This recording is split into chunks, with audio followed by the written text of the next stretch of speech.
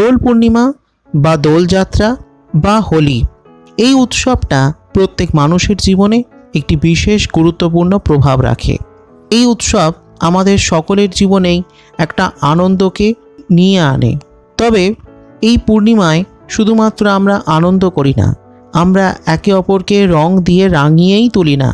সেই সঙ্গে এই দোল পূর্ণিমা বা হোলির সঙ্গে রয়েছে অনেক পৌরাণিক ঘটনা। অর্থাৎ বলা যেতে পারে এই দোল পূর্ণিমা কিন্তু এক অর্থে অশুভ শক্তির নাশ এবং শুভ শক্তি বিজয়ের একটি বিশেষ দিন। এই দিনেই হোলিকা দহন হয়েছিল, ফলে জগতের সমস্ত অন্ধকার নাশ হয়ে এক নতুন আলোর সৃষ্টি হয়েছিল, যে কারণে এই দোল পূর্ণিমার অপর নাম হোলি। সে কারণেই আজকের পর্বে আমি আলোচনা করব দোল পূর্ণিমা এই 2024-এ কবে পড়ছে, তিথির সম্পূর্ণ সময়সূচি কখন কখন শুরু হচ্ছে, কখন ছাড়ছে, সেই সঙ্গে দোলের আগের দিন যে চাঁচর বা ন্যাড়া পোড়া বা হোলিকা দহন হয় তার সঠিক সময় কখন, কোন সময় করা উচিত আর কোন সময় করলে তার প্রভাব খারাপ হতে পারে, তার কিছু নিয়ম, সেই সঙ্গে দোল পূর্ণিমার কিছু বিশেষ নিয়ম। আর সেই সঙ্গে এই দোল পূর্ণিমায় অনেক বাড়িতেই সত্যনারায়ণ পুজো হয়ে থাকে। তাই সত্যনারায়ণ পুজো, দোল পূর্ণিমা এবং দেবদোল এই তিনটি বিশেষ পুজোর যে ফর্দমালা বা উপকরণের তালিকা সেটাও আমি আজকের পর্বে আলোচনা করব। তাই আজকের এপিসোডের প্রত্যেকটা সেকেন্ড খুব গুরুত্বপূর্ণ, একদম শেষ অবধি দেখবার অনুরোধ রইল। ভালো লাগলে একটা লাইক করে দেবেন, সকলকে শেয়ার করে দেবেন, জানার সুযোগ করে দেবেন, কমেন্ট করে অবশ্যই জানাবেন আপনার কেমন লাগলো। সেই সঙ্গে সাবস্ক্রাইব করে রাখুন পুজো সংবাদ ইউটিউব চ্যানেলকে, ফলো করে রাখুন ফেসবুক পেজ। তাহলে দোল পূর্ণিমার কিছু বিশেষ নিয়ম। প্রথমত, দোল পূর্ণিমার দিন ভোরবেলা বা সব থেকে ভালো হয় ব্রহ্ম মুহূর্তে ঘুম থেকে উঠে অবশ্যই স্নান করুন। এই দিন স্নান করা কিন্তু অত্যন্ত গুরুত্বপূর্ণ। সম্ভব হলে গঙ্গায় স্নান করুন। যদি সামনে গঙ্গা না থাকে তাহলে সেক্ষেত্রে স্নানের জলে সামান্য পরিমাণ গঙ্গা জল মিশিয়ে সেই জলে স্নান করুন, তাহলেও হবে এবং তার ফল অতি উত্তম হয়। আবির যে কোনো রঙের ব্যবহার করতে পারেন, তবে নীল এবং গোলাপি আবির ব্যবহার করা সেটা খুবই ভালো হয়। তাহলে অনেক দিক থেকেই পজিটিভ প্রভাব আপনার জীবনে আপনি লক্ষ্য করবেন। এছাড়া এই দিন বাড়ি ঘরদোর অবশ্যই পরিষ্কার রাখবেন, কোনো অপরিষ্কার কিছু থাকবে না এবং বাড়ির আশপাশ যেন অবশ্যই পরিষ্কার পরিচ্ছন্ন থাকে এবং বাড়ির সদর দরজায় বা মূল দরজায় সিঁদুর দিয়ে স্বস্তিক চিহ্ন অঙ্কন করবেন। এতে আপনার পরিবার এবং আপনার গৃহ থেকে সমস্ত অশুভ শক্তি নাশ হবে। দোল পূর্ণিমার দিন যদি আপনি বাড়িতে সত্যনারায়ণ পুজো বা ব্রত পালন করেন তাহলে সেটা অতি শুভ, অতি উত্তম। এর ফলে জীবনে সুখ সমৃদ্ধি বৃদ্ধি পাবে এবং জীবনের সমস্ত অন্ধকার কেটে যাবে। যদি আপনি নারায়ণ পুজো করেন তাহলেও সেটা হবে এবং তাহলেও কিন্তু অত্যন্ত শুভ ফল আপনি লাভ করবেন।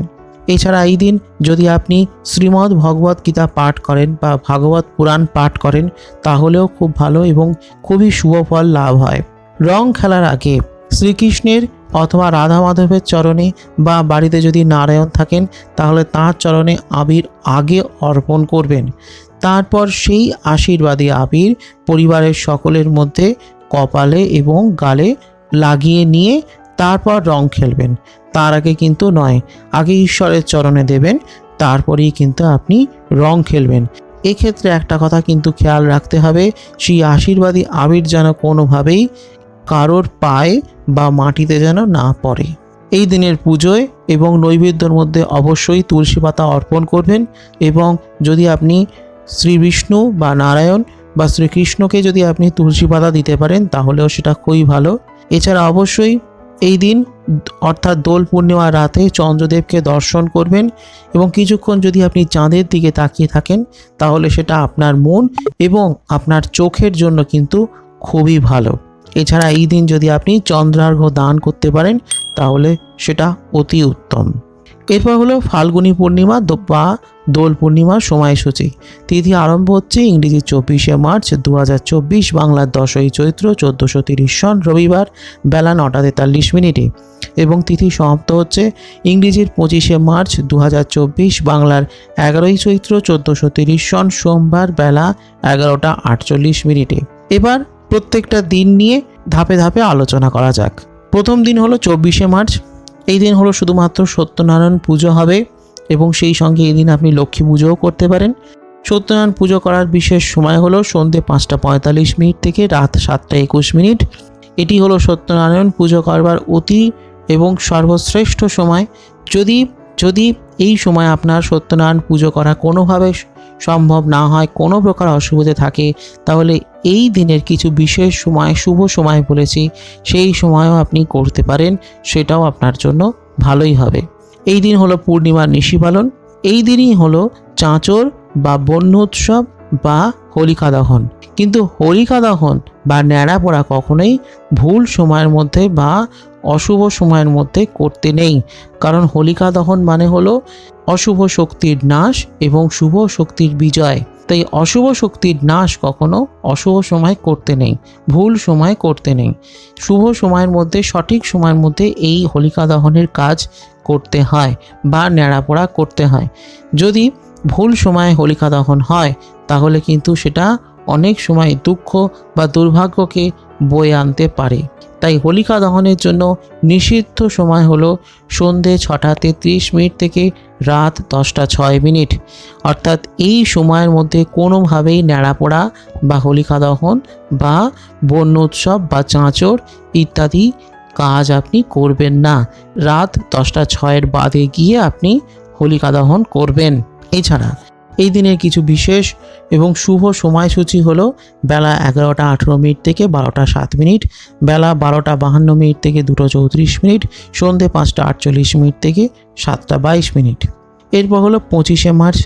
এই দিন হলো পূর্ণিমার ব্রত এবং উপবাস। এই দিন শ্রী শ্রীকৃষ্ণের দোলযাত্রা, দেবদোল, শ্রী শ্রী গৌর পূর্ণিমা ব্রত, গোস্বামী মতে এই দিন বসন্ত উৎসব, শ্রীধাম নবদ্বীপে শ্রী শ্রী গৌরাঙ্গ মহাপ্রভুর আবির্ভাব তিথি ও পুজো। এই দিন বেলা 11টা 48 মিনিটের মধ্যে বিভিন্ন প্রকার শুভ কাজ করা হয়ে থাকে। শুভ কাজের মধ্যে পড়ছে নামকরণ, পুংরত্ন ধারণ, দেবতা গঠন, ক্রয় বাণিজ্য, বিক্রয় বাণিজ্য, অর্থাৎ নতুন কোনো ব্যবসা আরম্ভ, পুণ্যাহ, বিপন্নারম্ভ, শান্তি সস্তায়ন, বৃক্ষাদি রোপণ, ধান্য ছেদন, ধান্য স্থাপন, গোবিক্রয়াদি কারখানা আরম্ভ। এছাড়া সাধভক্ষণ, নিষ্ক্রমণ, দীক্ষা, দেবগৃহারম্ভ, দেবগৃহ প্রবেশ, জলাশয়ারম্ভ, জলাশয় প্রতিষ্ঠা, দেব প্রতিষ্ঠা, বিষ্ণু প্রতিষ্ঠা, গ্রহ পূজা, শঙ্খরত্ন ধারণ, নৌকো চালন, নৌকো যাত্রা, কুমারী নাসিকা বেদ, বাহন ক্রয় ও বিক্রয়, অর্থাৎ বিভিন্ন যানবাহন কেনাবেচা, কম্পিউটার নির্মাণ ও চালন বা যে কোনো প্রকার ইলেকট্রনিক্স জিনিসপত্র কেনাবেচা ইত্যাদি আপনি শুভ কাজ কিন্তু এই দিন অর্থাৎ 25শে মার্চ বেলা 11টা 48 মিনিটের মধ্যে আপনি শুরু করতে পারেন বা সম্পূর্ণ করতে পারেন। এছাড়া এই দিনে কিছু বিশেষ শুভ সময় হলো ভোর 4টে 10 মিনিট থেকে 4টে 58 মিনিট, এটি হলো ব্রহ্ম মুহূর্ত, এবং অন্যটি হলো বেলা 10টা 24 মিনিট থেকে 12টা 53 মিনিট, এটি হলো অমৃত যোগ। এছাড়া পরদিন 26শে মার্চ হলো হিন্দি হোলি। এরপর হলো ফর্দমালা।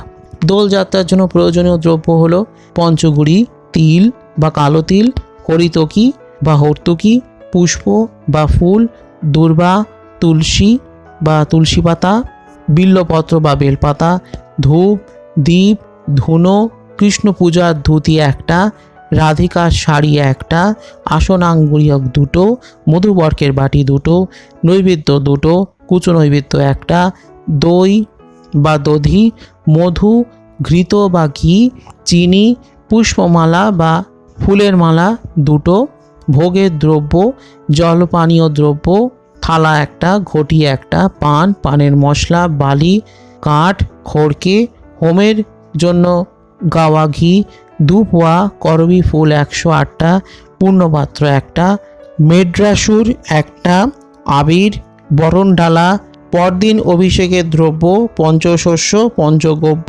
পঞ্চামৃত, গন্ধ তৈল বা সুগন্ধি তেল, তৈল, হরিদ্রা বা হলুদ, কজ্জল অর্থাৎ কাজল, কর্পূর, সর্পৌষধি, সহস্রধারা, অষ্টঘট, বল্মিক মৃত্তিকা এবং উষ্ণদক।